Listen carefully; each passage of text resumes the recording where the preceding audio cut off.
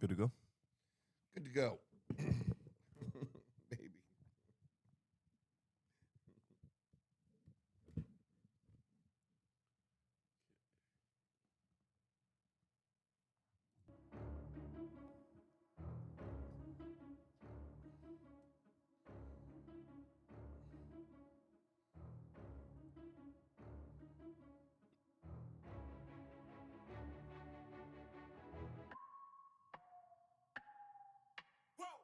Doesn't end well unless it ends. Can't just report the fucking obvious.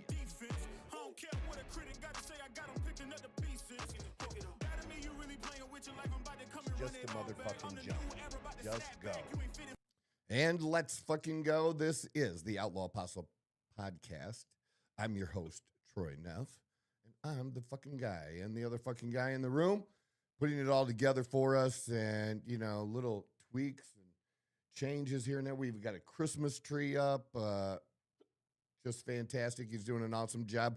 Leo, good Wednesday morning to you, brother. Good morning to you as well, man. Yeah. How are you doing today?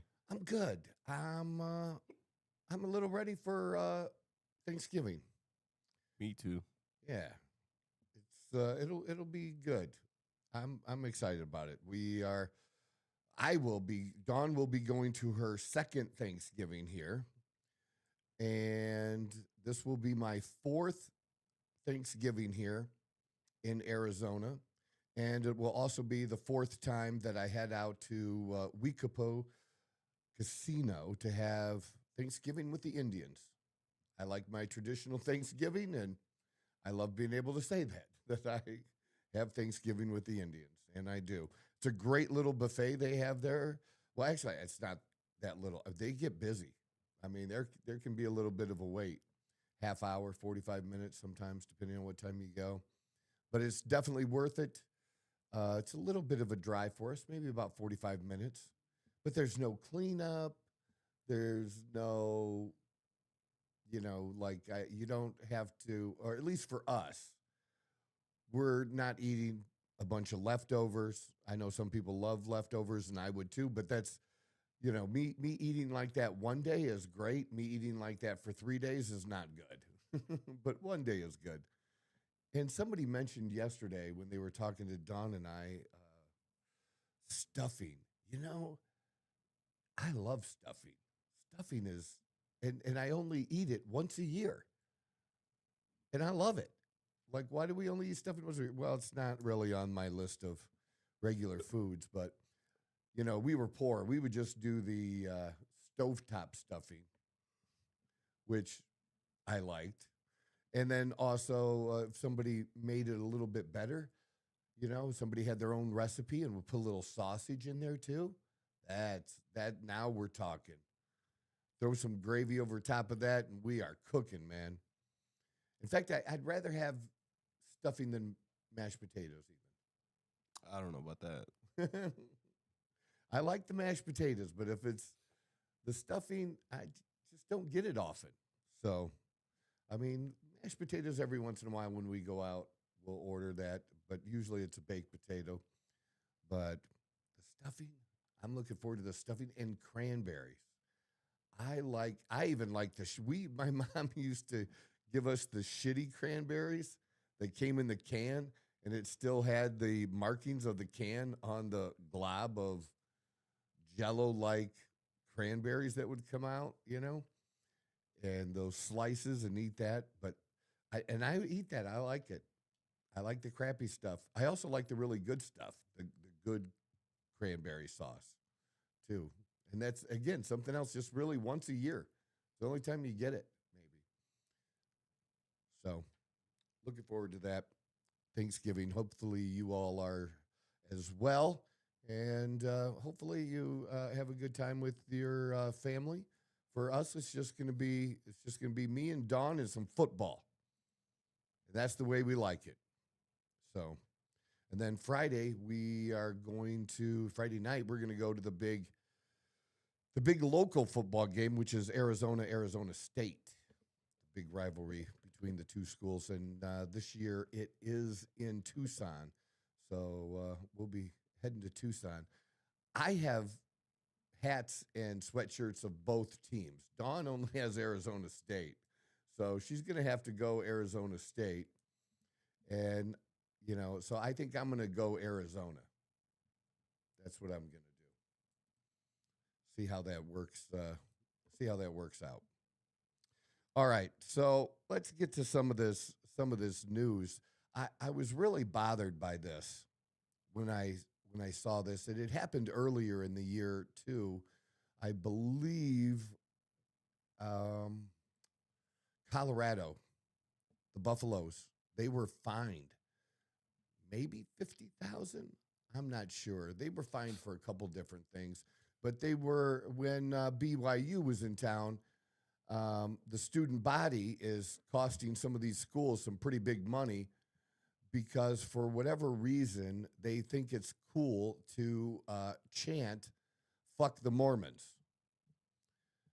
And I don't understand it, but this happened again now for a second time this season. BYU was playing Cincinnati, and the fans chanting, fuck the Mormons.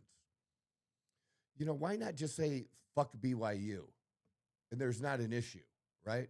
There's no issue if you say fuck BYU.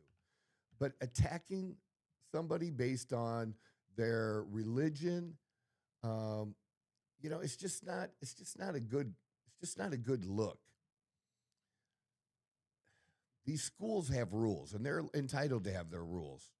Your First Amendment rights really don't apply. When they sell you a ticket, you agree to abide by certain standards when you're in the stadium, and then the students are expected to, represent a certain way too. And I just don't understand what the purpose of that is. And then these kids aren't stupid. At least I presume they're not. They're going to college. They got to know that this is a thing that's happened before, and it's hurt the schools when it was done. Yeah, there it is. It does say that. The Buffaloes had to issue an apology. Deion Sanders apologized. And Deion Sanders doesn't want his fans doing that dumb shit. And a $50,000 fine. It's just dumb. I just don't understand why people engage in that particular behavior or what they're thinking. Is it just somebody starts it and a bunch of kids just go along and just being drunk and stupid during the day? Which, wouldn't surprise me, I guess. But Isn't BYU, aren't they Mormons? yeah. Yeah, they were saying fuck the Mormons. But it's a Mormon school. Yes. Well, yes. It's a Mormon school. I don't know that you have to be Mormon to go there. But It's like my daughter wasn't, when my daughter went to private school, St. Ursula was a Catholic school. She didn't have to be Catholic to go, but she could go.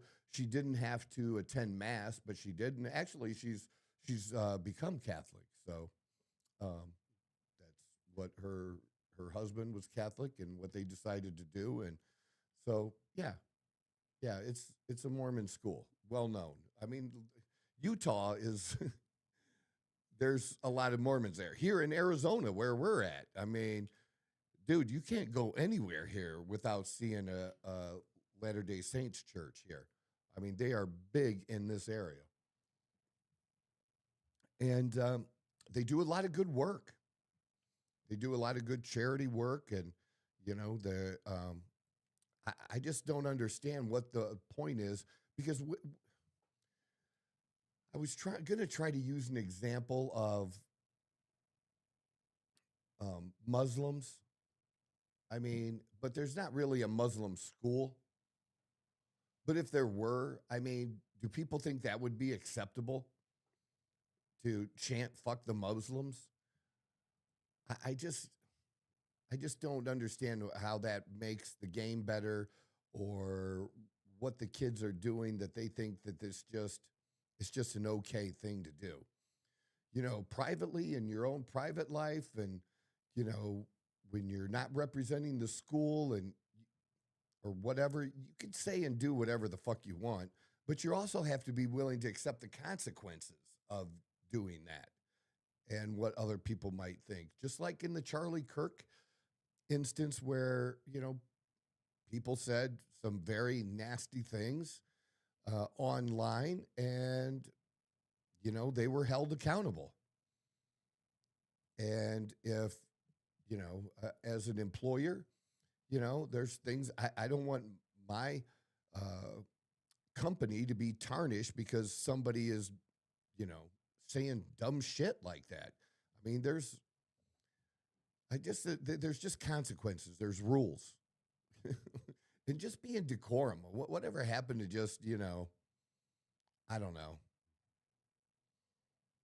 I really don't. I just didn't understand why they felt the need to do that. Oh, and then this, did you see this in the article too?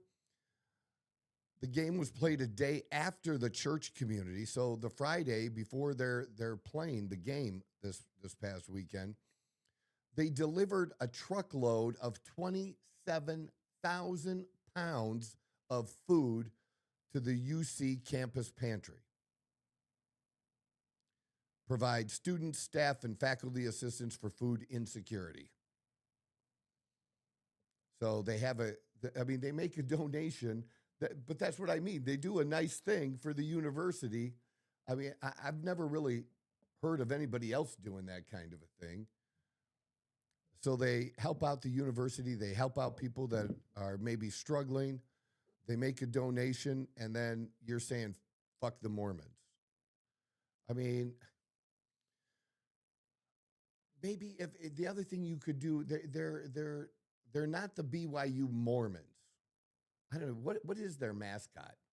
Can you look that up? What is their you have the Texas Red Raiders, you have the Ohio State Buckeyes. What is BYU?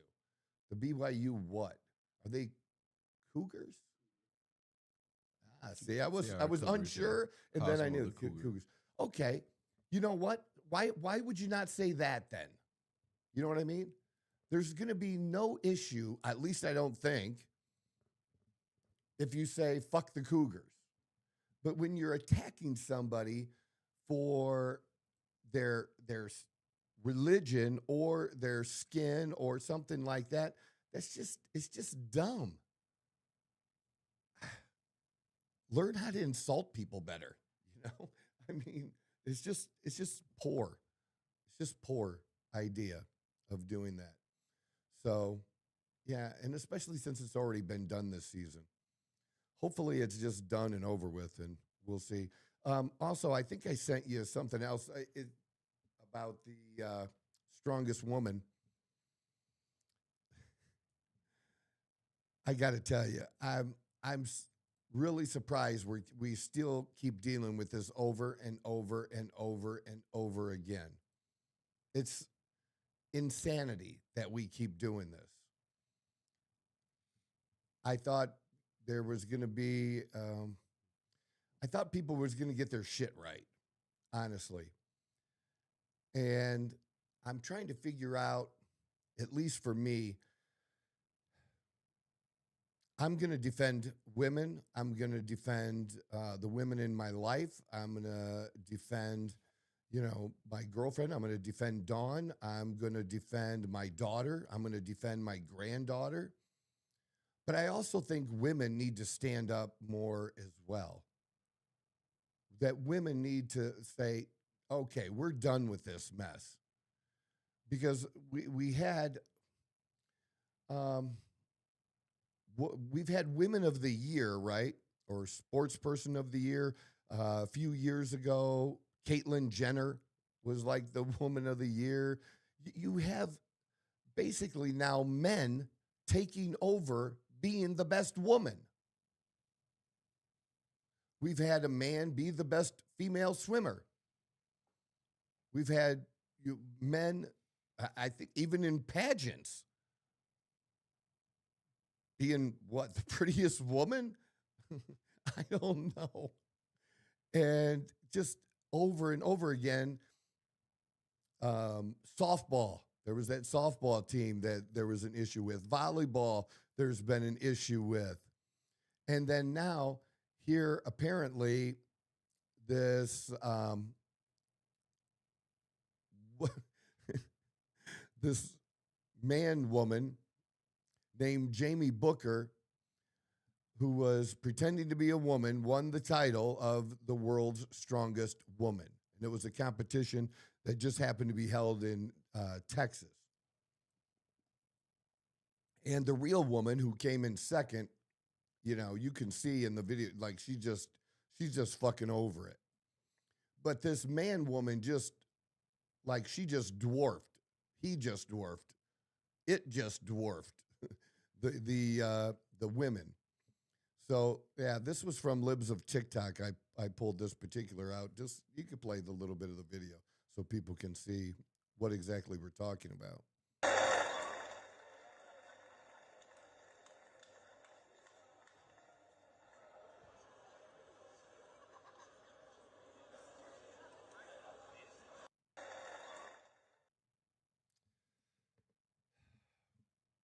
Those are natural boobs, by the way. He's got the man boob going on, or she has the man boob going on. I don't know. But when are women going to be tired of having men take over just their things? Men should step up.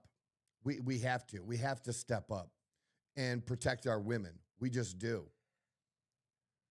But I also believe women have to join us in this whole fight against this. This is just terrible that this is done. And I guess they didn't even know that this Jamie was a trans. They didn't even know. So, they just thought she was an ugly woman, I guess. I don't know, but that's what it's been. And I don't think this was their first competition. But the thing is, this woman, Jamie Booker, where would Jamie Booker finish in a real strength contest against other men? I'm guessing probably not all that great, right? I probably wouldn't even be in the top 10, because that's just the difference between men and women. And when are we going to just stop deluding ourselves that there's no difference? Or when are we going to stop deluding ourselves that men can be women? You can pretend to be a woman, and if that's what you want to do, man, do it. I have no fucking problem with it. None. You want to pretend, but you don't get to do that in a competition. In a competition, you don't get to do that. Not against other women. You don't get to, you made this life choice. And I repeat myself over and over every time we find one of these stories, and they just keep popping up over and over again. And at some point, we just have to, people have to say enough. Enough with the pretending, man. It's not our job to pretend to make them feel better. Because how are we making the women feel? We're worried about one woman versus tens or hundreds, thousands of women, millions of women. But we're worried about one man dude's feelings. And it's just not right. And I don't know. I just wanted to just bring it up again because it's, right in my wheelhouse with sports and the whole thing and fitness, and it's not about being fit when you're doing the strongman stuff. In fact, this would be a great topic when we talk to TD Smash. I didn't let you know that. I got to give you that information. Remind me there, Leo. Um, TD Smash, awesome power lifter. He's had world records. We're going to be doing an interview with him coming up, hopefully in the next couple of weeks, or we just need to get it scheduled. I just talked to him about it. And I told him that this was going to be one of the things we would talk about because he's a dad.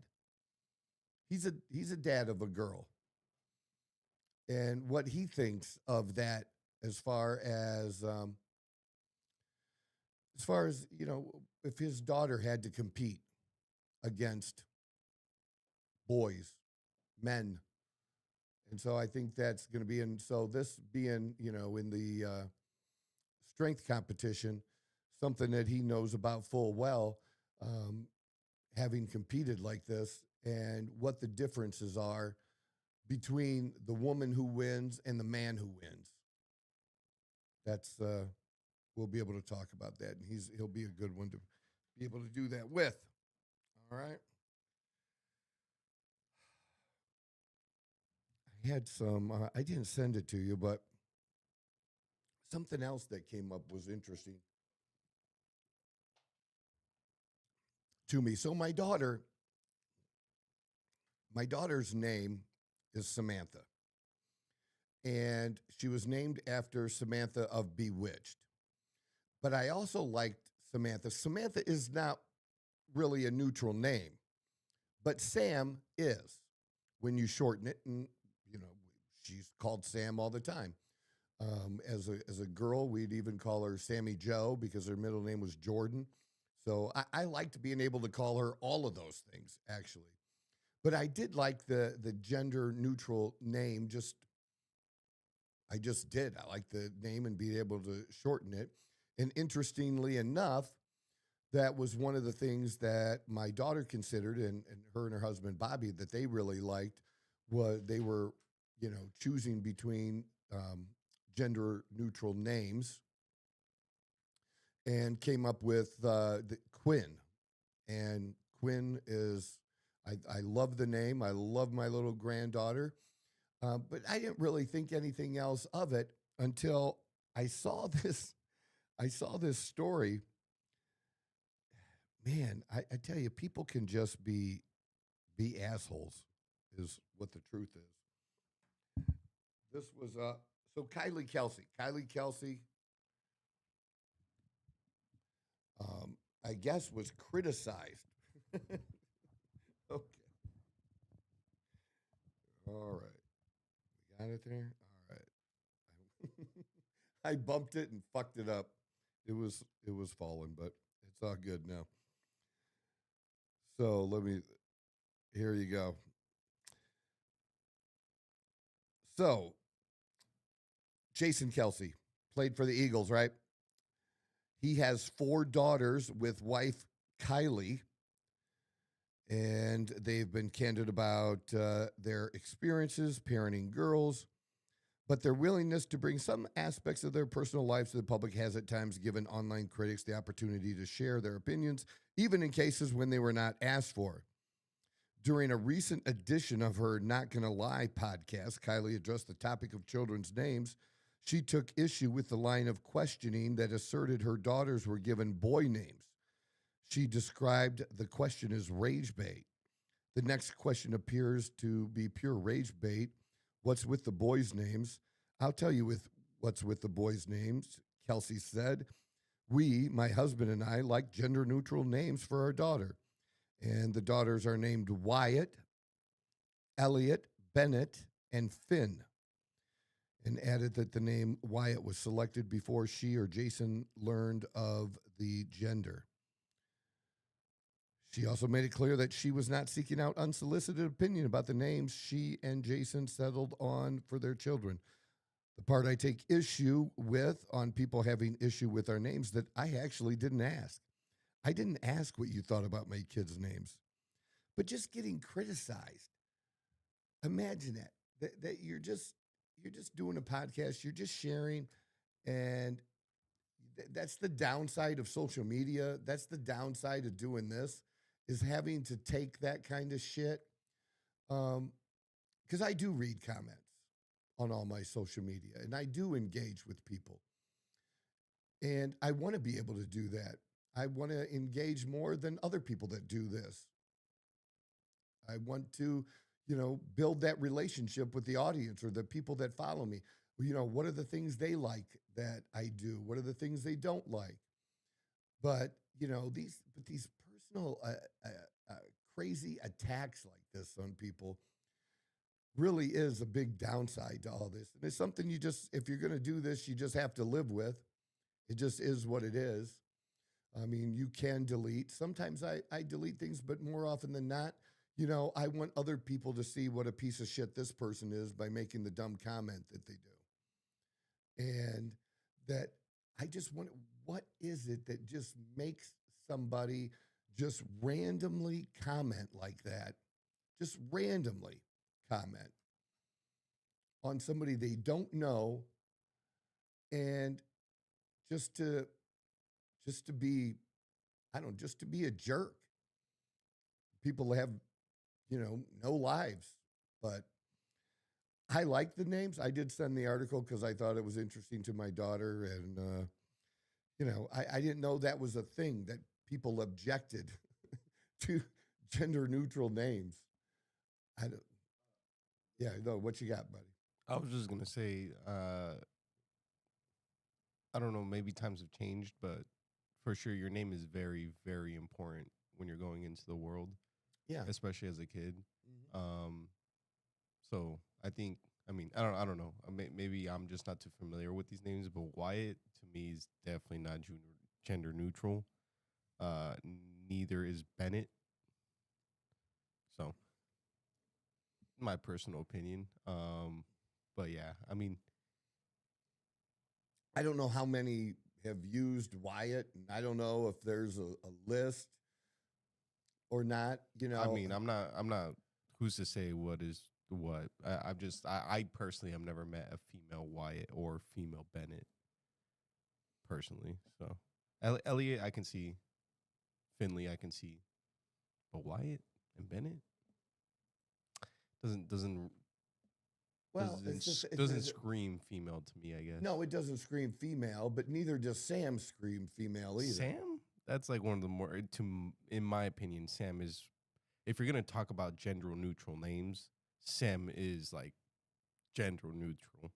Well, but that's because of the connection with Samantha, the full name, really. But Yeah, just, exactly. but when Sam is, short for Samuel, that's where, But that's what I'm saying. it's Yes, used, Sam both, works it's very used well both together. ways. And I actually wanted it for that purpose. I wanted it when, if she wanted to do that, and I don't know if what she does in business related to this.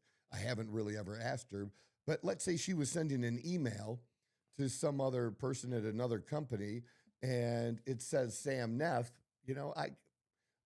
I like that it's gonna maybe throw a person off that doesn't know her, Mhm. that they're gonna assume that Sam Neff is a guy, and then find out later that they're not. I don't know why I like that, but I just do, that it throws other people off or whatever. Um, but yeah, that was one of the reasons for it. And like I said, for me, it was just the ability to call her different things based on, what parents do, calling their kids names when they say it and what their behavior is, or things like that. Um, I don't know. I liked it. But I don't call her, as an adult, I don't call her Sammy Joe anymore. I mean, I know some people have names like that as adults that they're called, but it's either Sam or Samantha. When I'm talking to somebody else, I probably will say, "Yeah, my daughter's Samantha," or I probably say both. But when I'm actually talking to her, I really don't even say Samantha anymore. It's, "Hey Sam, where's this or that?" I don't know. I like it. That's what I do. That's all that matters. But yeah, I was trying to think. I think I might have known one Wyatt that was a female, but not a Bennett. And the Finley, I don't know anyone with that, but it's still, even if it is, I don't think it. I don't think it's a bad name for a girl. It's You're hard to looking for it's something hard to different. say. I don't know because I Yeah. think your name is super important, especially when you're going through school, especially at the younger ages where kids are a lot more ignorant. Um, I would be curious as to why you would name your child that specifically. So I can understand why you asked that question, especially like I said, going through school and stuff like that. Your name is pretty important, and it kind of will shape the person you are. Um, and I'm pretty sure there is.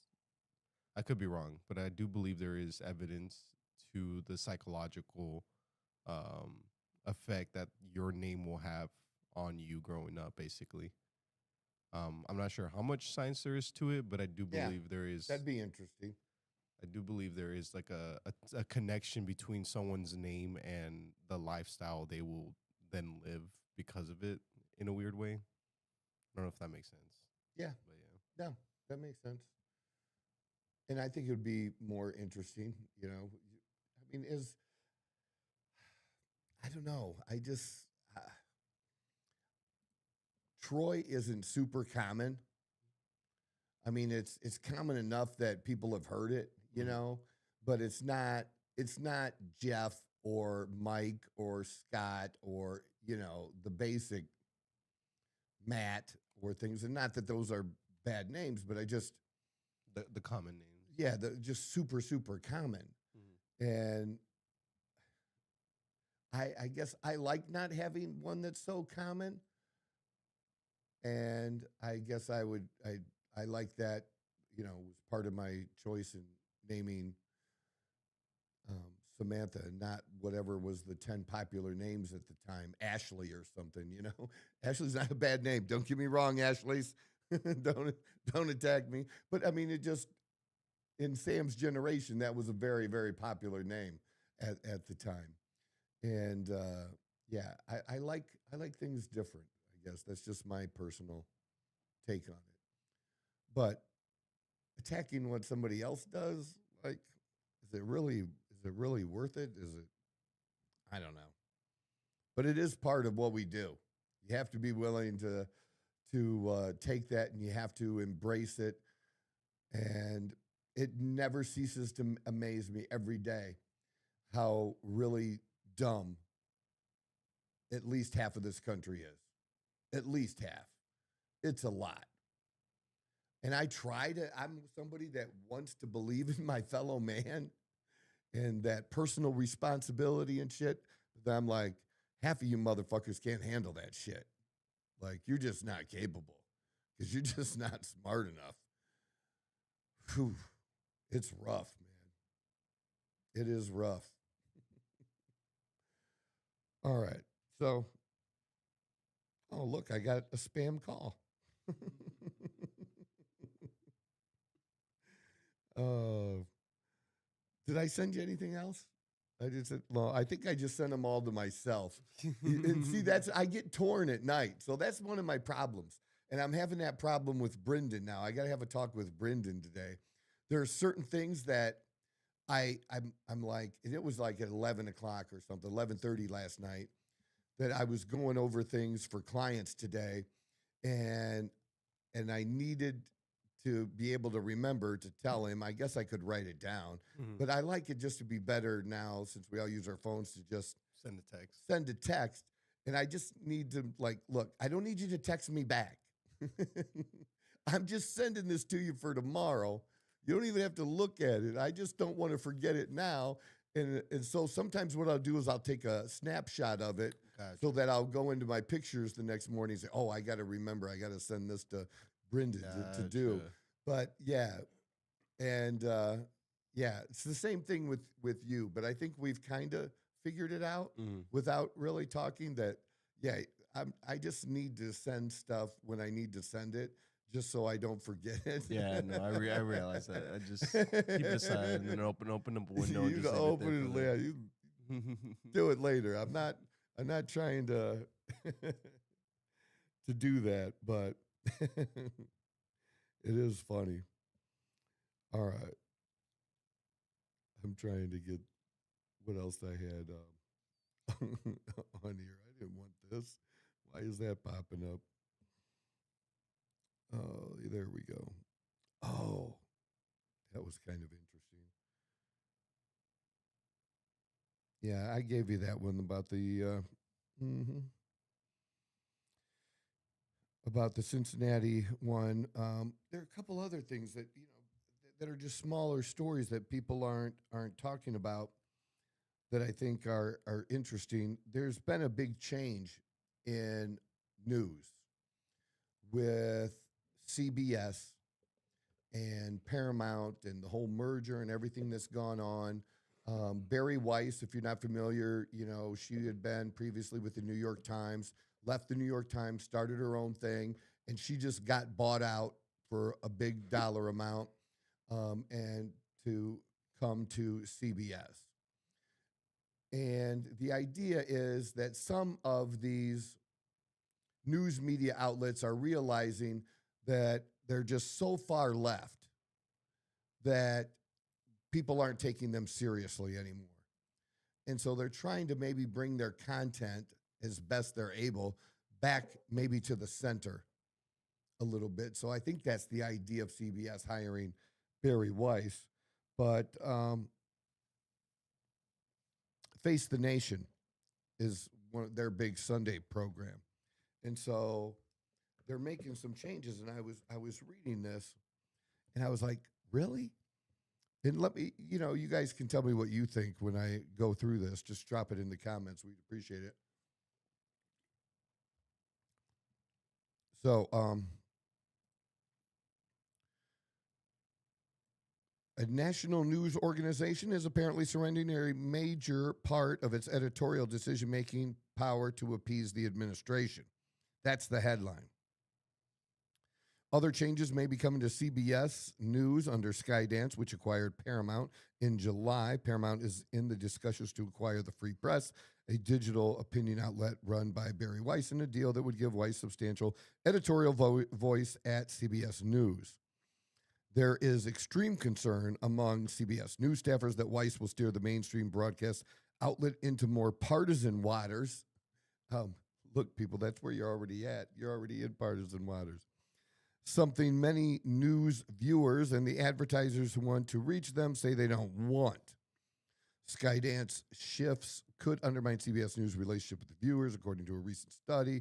Republicans, independents who lean Republican, who trust in mainstream news organizations, hold CBS News in good regard. About 35% of that group trusts CBS, compared to 37% for NBC News, 40% for ABC, 61% Fox News. CBS wins more trust from that cohort than outlets including PBS, CNN, Joe Rogan Experience, yada, yada. But, yeah, I don't know where the rest of this is. Oh, here it is. That's not the part that I want. So here's something that happened that's important. They've done interviews, right? And they do these interviews and they would sometimes edit the interviews. They weren't always live. So they would edit the interviews, and they've got in trouble a couple of times by the way they've edited those interviews because of things they maybe left out in the case of Kamala Harris that made Kamala Harris sound stupid. And then also in relationship to other people where they didn't include or make it look like they said something that they actually didn't say, right? And that's what happened in this case. CBS News made its decision just days after U.S. Secretary of Homeland Security Kristi Noem cast aspersions on how her remarks were edited after she appeared on the program. In response to audience feedback over the past week, we have implemented a new policy for greater transparency. In our interviews, Face the Nation will now only broadcast live or live to tape interviews. And the extra measure means the television audience will see the full unedited interview on CBS, and then they'll post the transcript and an unedited video online as well. CBS had edited out remarks by Noem in the case of Kilmar Abrego Garcia. You remember the Maryland dad? And that the policy change will hurt the ability of nation producers to keep off. This is what they're worried about. This is what the left is worried about, which is why I'm bringing this up. The policy change will hurt the ability of face the nation, producers to keep false information off the air.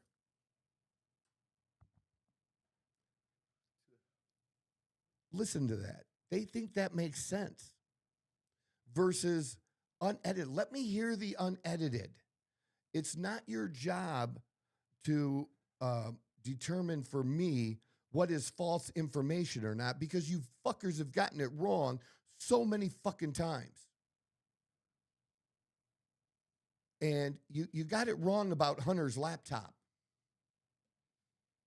So when I see somebody that maybe is on the right that's doing an interview and you cut something out that would be important because you think that person talking about, Hunter's laptop or whatever, you think it's Russian disinformation, and so you want to keep this other information that, no, it really is his laptop. You think that's false information, so you want to cut that out. Well, you just made a fucked up decision because you were wrong. And you guys have been wrong over and over and over again. So the idea that having full transparency, having the unedited version, that somehow that's bad for us as people who watch the news, are you fucking kidding me?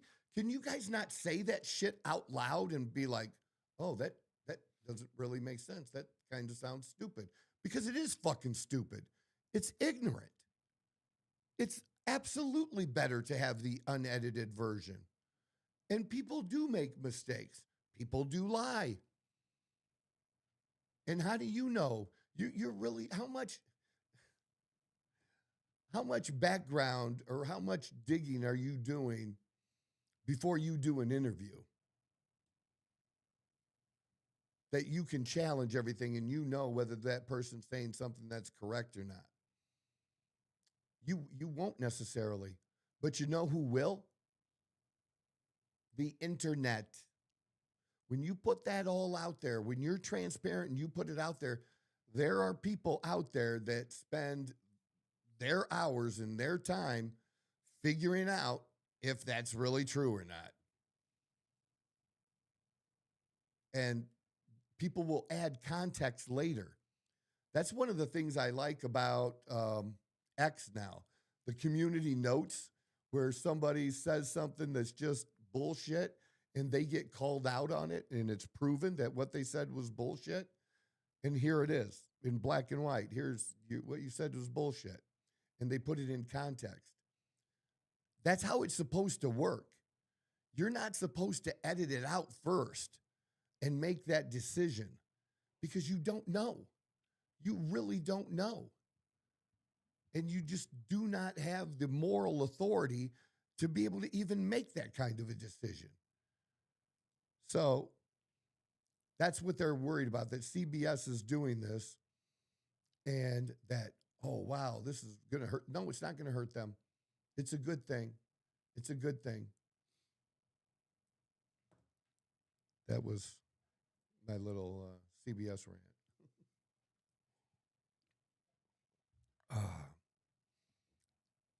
So what I want to do, honestly, just share a little bit, because I think it's that time being, Thanksgiving and all. Just share a little bit about how grateful and thankful that I am. And, over the last, my life has really changed a lot over the last 5-6 years. And many of you know my story, and went from being successful to losing everything and then trying to build back up again, and that process of doing that, and then really gaining traction and steam over the last 6 years, and that it just continues to build.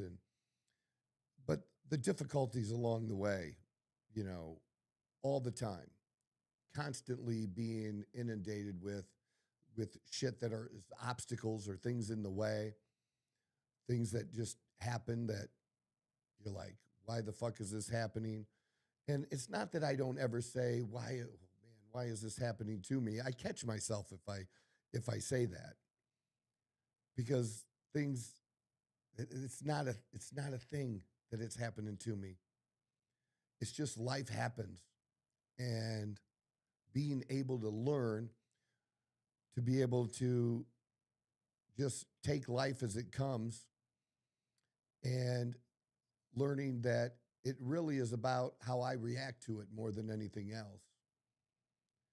And that's the difference that I think there is between success and having a enjoyable life versus not being happy, being miserable is being able to do that. And it's just, I don't think it's something that we're born with. I think it's something that we have to learn to be able to do. And we all learn it at different times. Um, for me, I think I learned it more because of being an alcoholic. And this is, I know it's kind of weird to say, but I'm going to say it anyways. Being an alcoholic was almost a blessing to me. Now, it wasn't a blessing to go through what I went through and the things that I did while I was actively drinking and how it affected other people in my life and family and relationships. That wasn't good.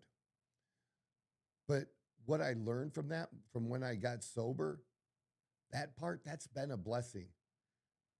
And those lessons I learned, it would have been great if I had learned those, before becoming an active alcoholic, but I didn't. But it's really, again, controlling my reaction to things. And even today, that can be a struggle sometimes. We try to make progress. It's not about being perfect. But I truly am blessed to have figured out that there's certain people that you need that are in your life that sometimes you just have to realize they really don't need to be in your life anymore, that it's not a positive thing. And that can even happen with even spouses.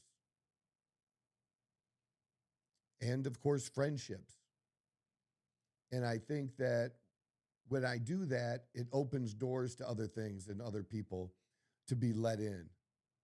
And that's what I've found is that as I've grown older and as I've dealt with these things and value those people that have been brought into my life, over the last 6 years, and people that I can really count on and that are just positive people and are positive for my well-being and just overall daily living. And I hope to be the same for them. That's, certainly what the goal is or what I'm trying to do. And I'm just thankful for that. I'm, thankful that Dawn has come into my life. We have a lot of things that we really enjoy together, and more so than any other relationship that I can say that I've ever had. That just the things that we like and like to do as far as fitness, things we like to do every day as just daily living, the things we enjoy doing together, places we enjoy going, that there's there's a huge overlap for us. And I don't know, that overlap seems to be pretty important. And I think it's making things easier. And certainly she's been a blessing to me. And I just, the whole journey is a part of that. And then with, staff and people around me, how it's happened, it's just crazy. Edie, my office manager, Edie, I met Edie at Nando's. And in fact, I talked to her and one other woman at Nando's. And after talking to them after that, it was pretty clear to me that Edie was the choice.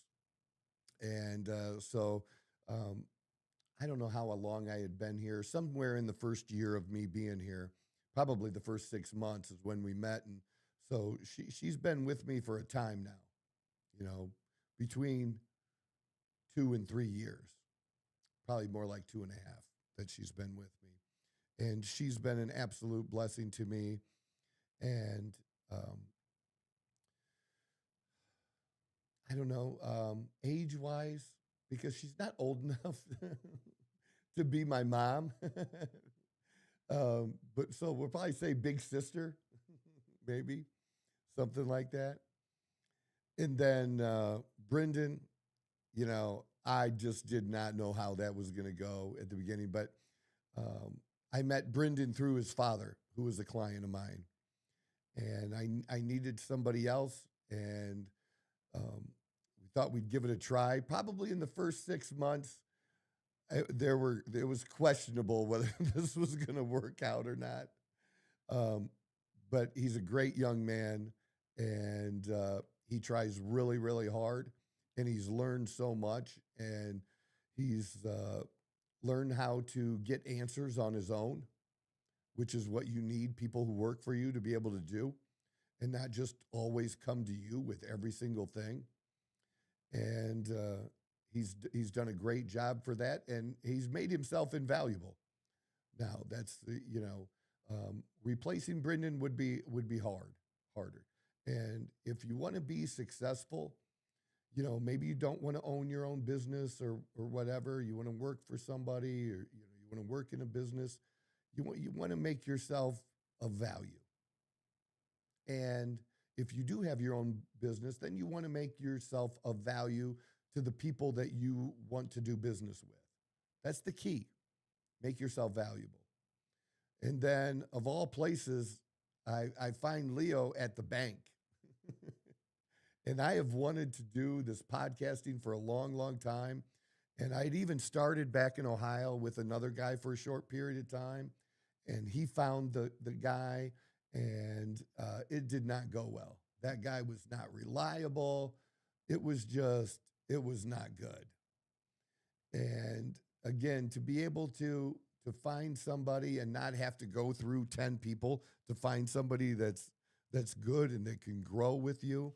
And he's been able to learn a lot through the whole process, but I'm really grateful and thankful for you, Leo.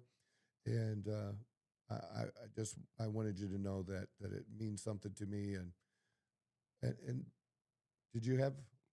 Yeah, no, I was gonna say. Yeah. I mean, I appreciate you more than anything. I mean, giving me the opportunity to be able to do all this and stuff like that. It's just thank you, Troy. I appreciate you, Troy. You Thank do a you. lot for the people around you, and or at least from my end, I Yeah. appreciate everything. Honestly, a Yeah. lot, And, a lot. and I do my best. I don't always know what I'm doing or how it's supposed to work or how to work it out, but I want it to be good for you and valuable to me. I need it to be of value to me and grow. And as we grow, I want the people around me to participate in that success.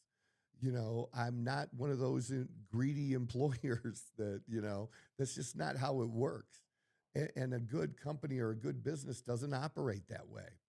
And if you're working for somebody like that, find a different place to work.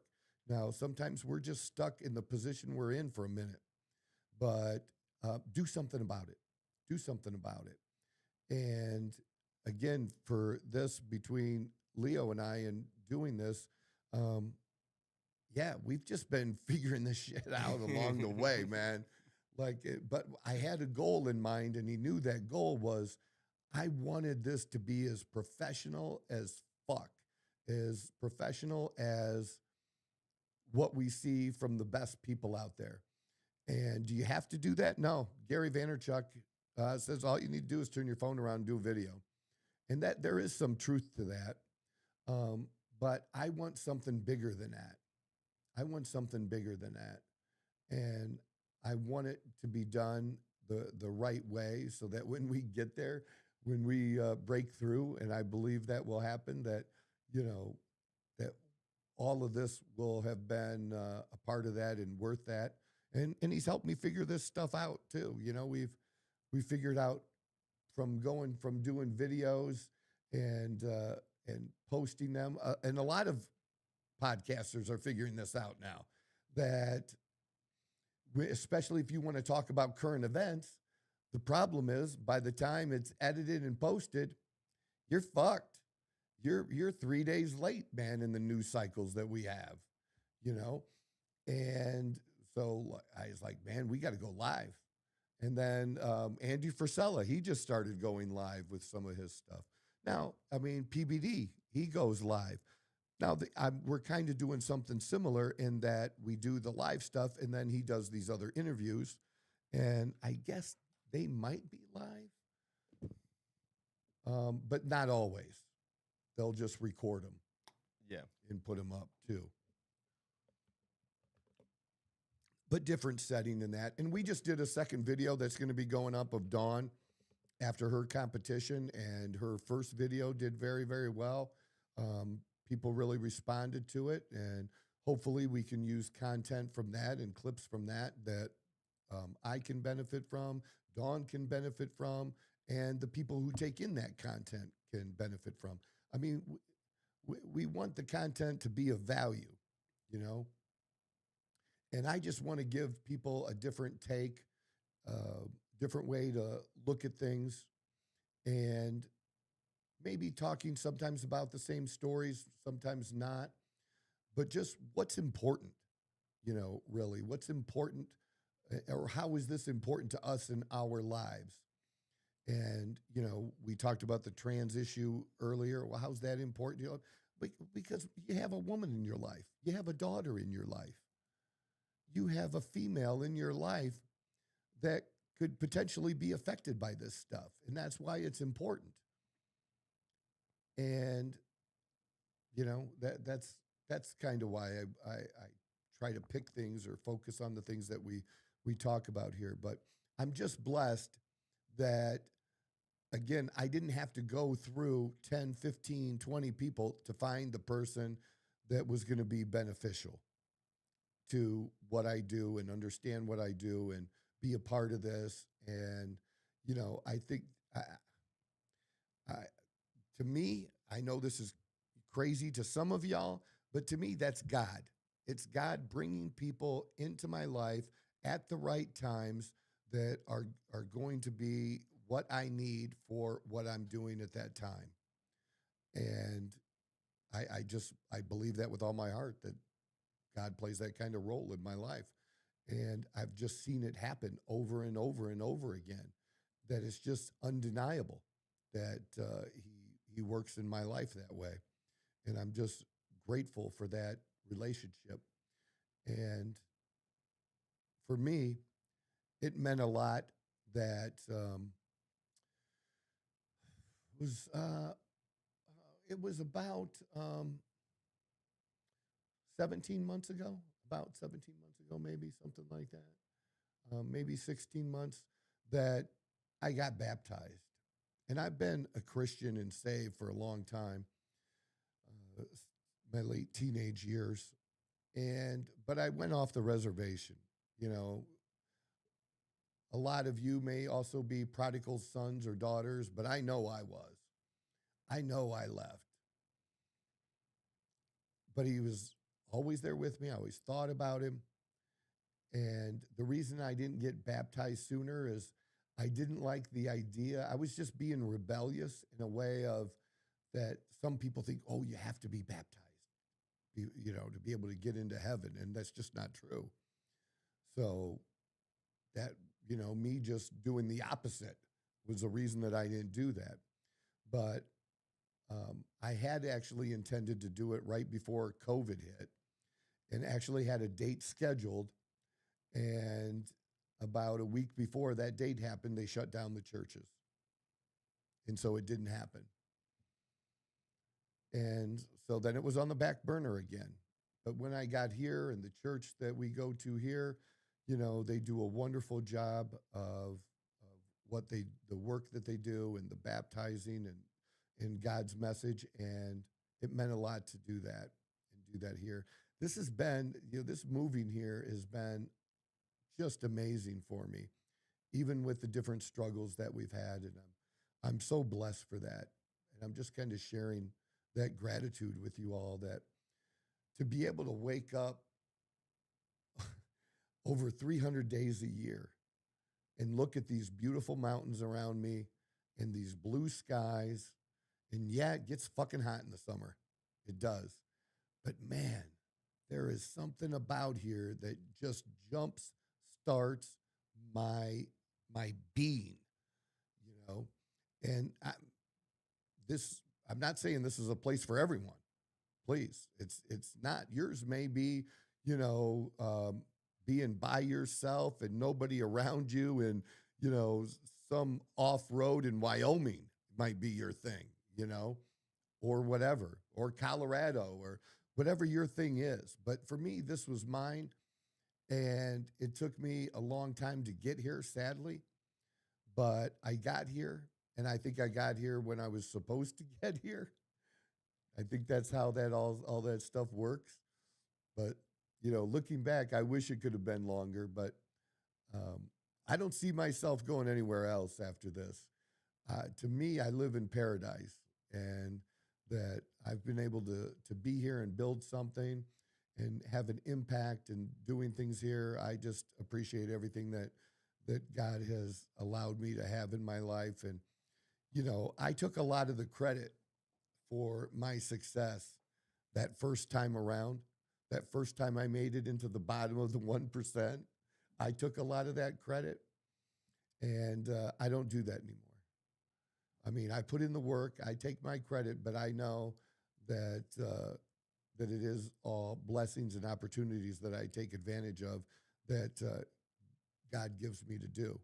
But I'm focused on those things. I'm focused on those positive things. I'm focused on being that, you know, getting back what you put out.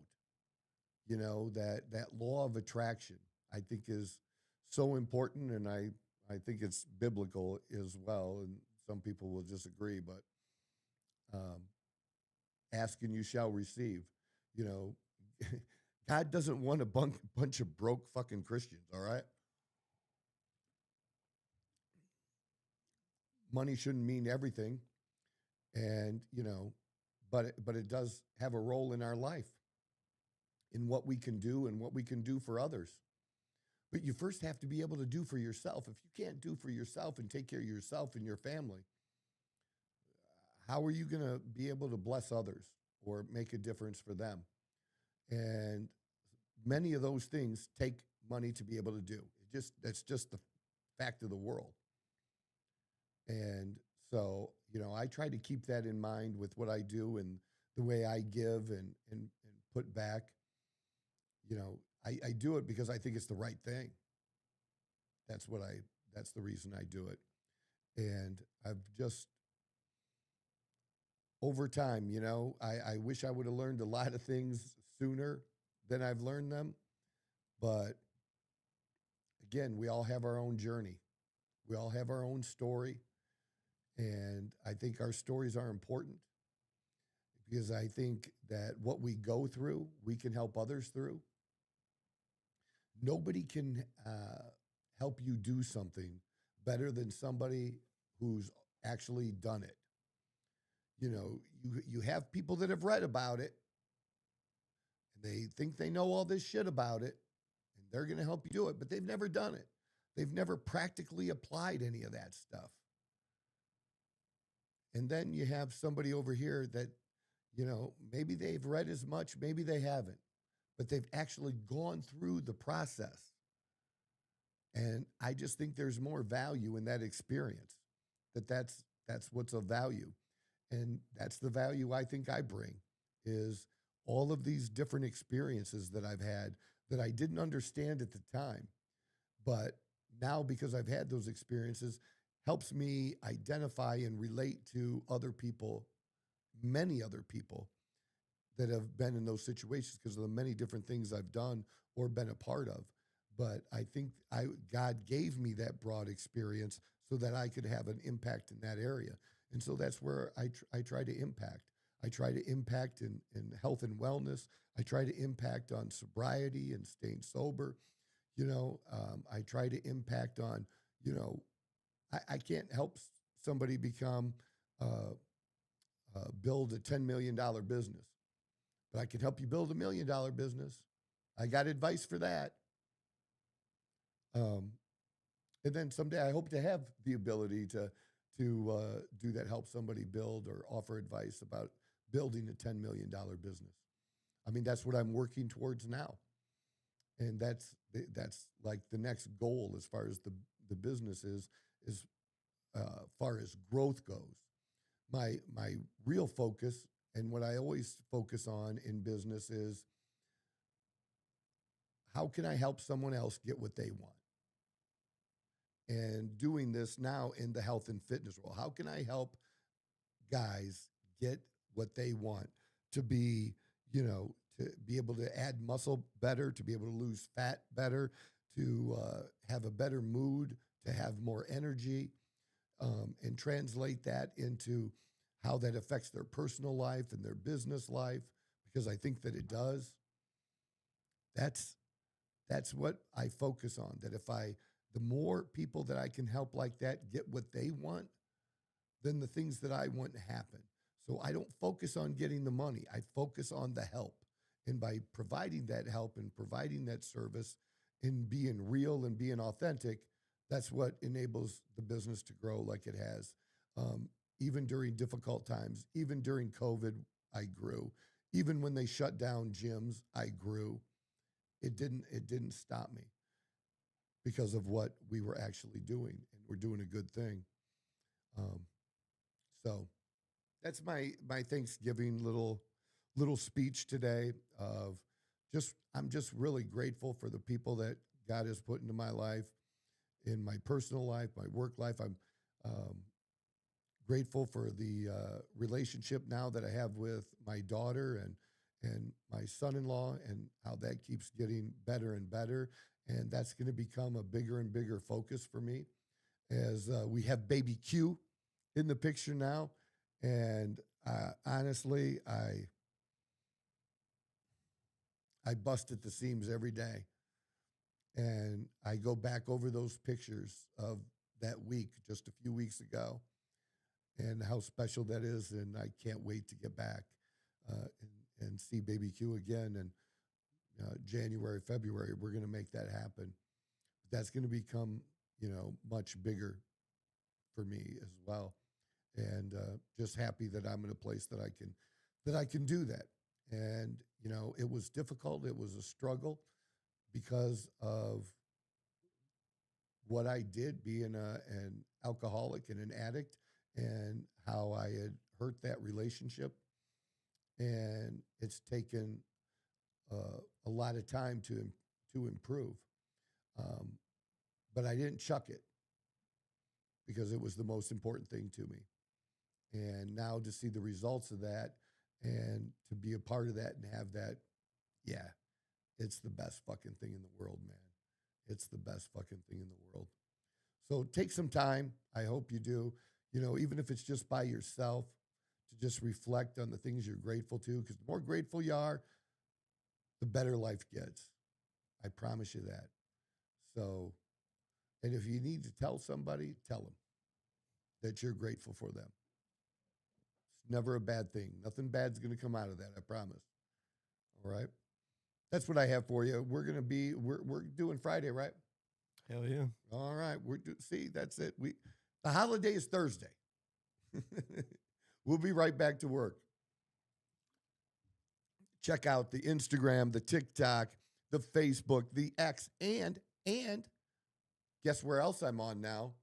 I just posted my first big article last night. It's not really big, but it's an article on Substack. I don't even know what that is, to be honest with you. Substack's a big deal, dude. Yep, you're gonna have to check it out. Substack is a big deal. So okay. I'm starting on posting some stuff on Substack. Anyways, check that out as well. The Outlaw Apostle on Substack, Troy Neff. And appreciate y'all. God bless. This is the Outlaw Apostle Podcast. I'm your host, Troy Neff. I'm the fucking guy.